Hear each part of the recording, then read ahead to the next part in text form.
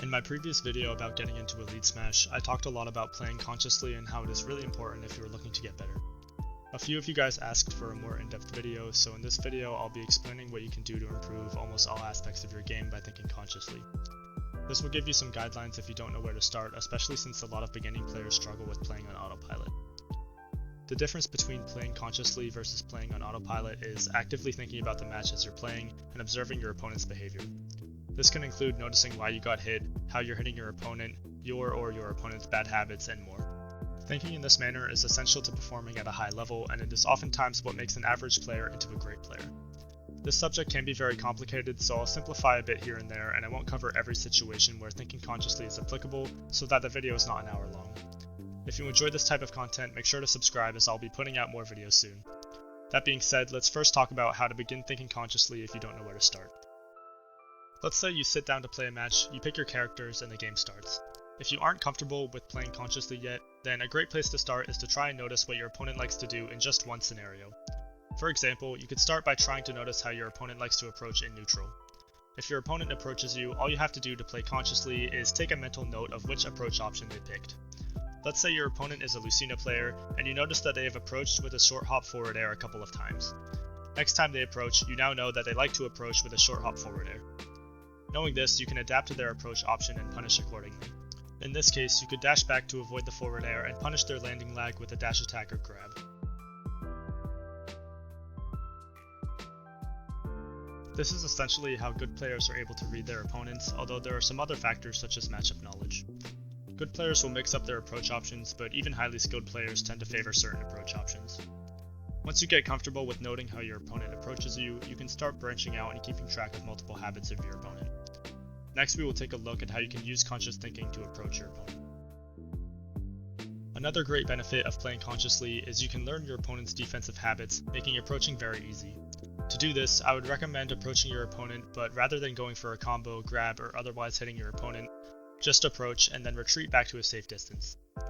Doing this will likely bait an option out of your opponent, which you can take note of and use to your advantage. For example, let's say we approach the Lucina player with a jump, but stay out of Lucina's range and retreat by double jumping away. If Lucina throws out an up tilt trying to anti-air Fox, we can take a mental note of this option, then we now know that the Lucina player likes to anti-air when approached from the air. Next time we approach our opponent, we can counter their anti-air by spacing correctly and landing with a neutral air for a combo. While I used aerial approaches as an example, you could also approach your opponent with a dash and then dash back to bait an option. Fox is especially good at this due to his fast ground movement and fall speed, which is a big reason why I picked up Fox as my main. Now, if our opponent picked a different option other than anti-air, we could punish accordingly. If they shield, we could empty jump grab. If they dash back or roll, we could overshoot our attack to catch their retreat, etc, etc.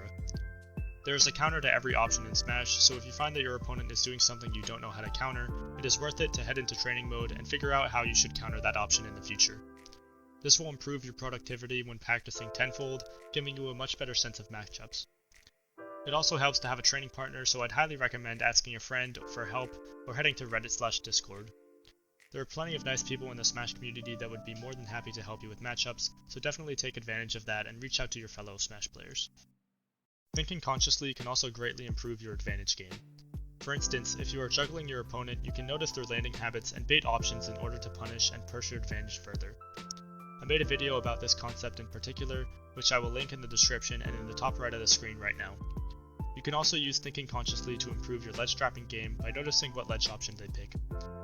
If, for example, you notice that your opponent always get-up attacks if you're standing in range, then you could stand close to the ledge and shield when you see them start their get-up animation, and then punish the get-up attack.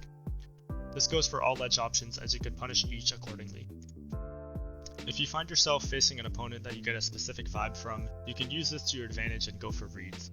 If you notice that your opponent likes to go for risky options and is playing very aggressive, you can make the read that they will pick an aggressive option in most situations.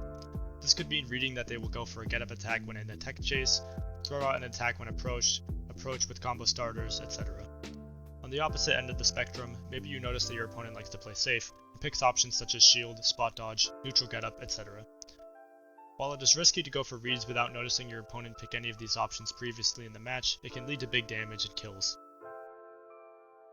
If this concept is new to you, it might seem like an impossible amount of thinking to do in such a fast-paced game.